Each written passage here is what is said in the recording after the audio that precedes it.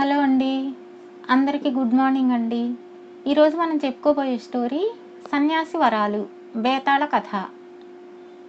పూర్వం వరాల దేశంలోని ఓ పల్లె గ్రామంలో ధర్మపాలుడనే ఒక చిన్న రైతు ఉండేవాడు. అతడికి శంకరుడు అనే ఒక కొడుకు ఉండేవాడు.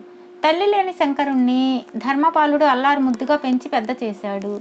వాడికి చదువు సంతలు ఏమాత్రం అబ్బకపోగా వల్లమాలిన పని బద్ధకం కూడా తోడైంది. పెళ్లి చేస్తే కొడుకు దారిలోకి వస్తాడని ధర్మపాలుడు శంకరుడికి దూరపు బంధువుల పిల్ల కనకవల్లితో పెళ్లి జరిపించాడు. అయితే భార్య కనకవల్లి ఎన్ని ప్రయత్నాలు చేసినా శంకరుడిలో మార్పు రాలేదు.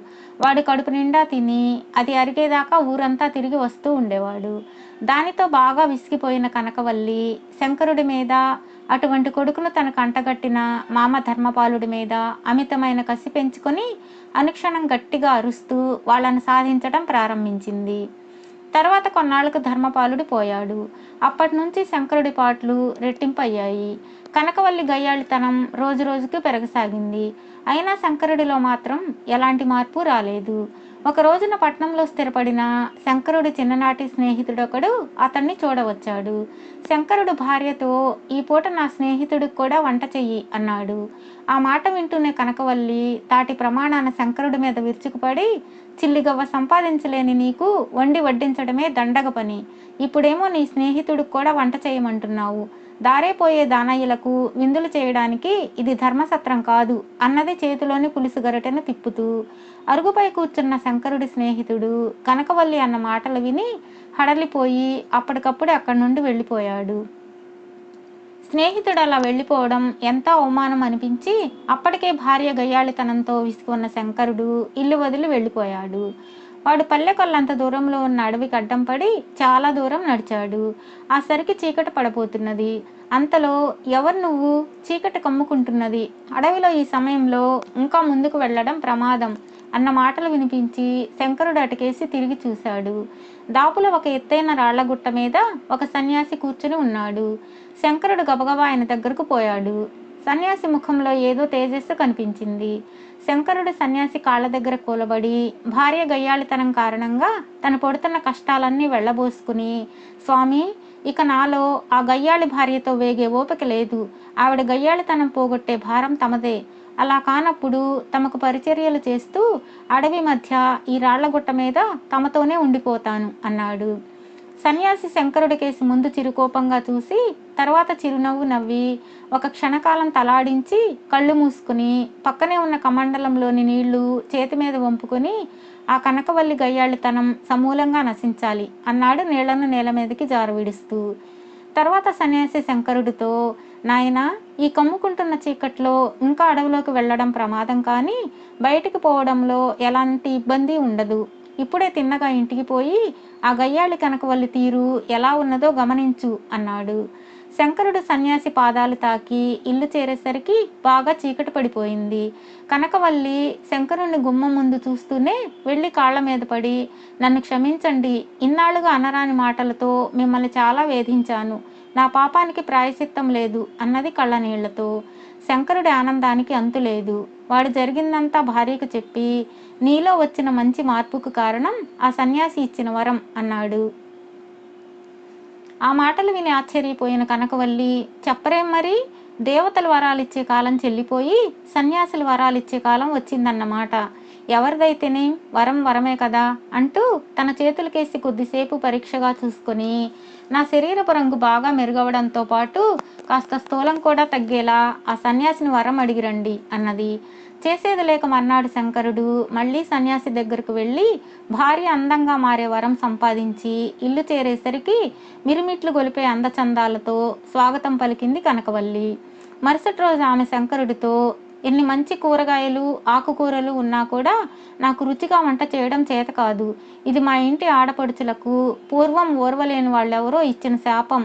సన్యాసిని అడిగి నేను రుచిగా వంట చేయగల వరం సంపాదించుకురండి" అన్నది. శంకరుడు అయిష్టంగానే సన్యాసి దగ్గర ఆ వరం కూడా సంపాదించుకు వచ్చాడు. ఒక వారం రోజులు గడవనిచ్చి కనకవల్లి శంకరుడితో, "నాకు అందచందాలు వచ్చాయి, కమ్మగా వంట చేయగల శక్తి అబ్బింది. అయినా ఏం లాభం? మన పేదరికం మాత్రం వదిలింది కాదు. మీరు మరొకసారి పోయి మనకు సర్వ సంపదలతో సుఖంగా జరిగిపోయే వరం కోరి రండి అన్నది. ఈసారి శంకరుడు కాస్త విసుక్కుంటూనే అడవికి వెళ్ళాడు. కానీ అక్కడ రాళ్లగుట్ట మీద సన్యాసి కనిపించలేదు. వాడు చుట్టుపక్కల చాలా దూరం వెతికి చూసి నిరాశగా ఇంటి దారి పట్టాడు.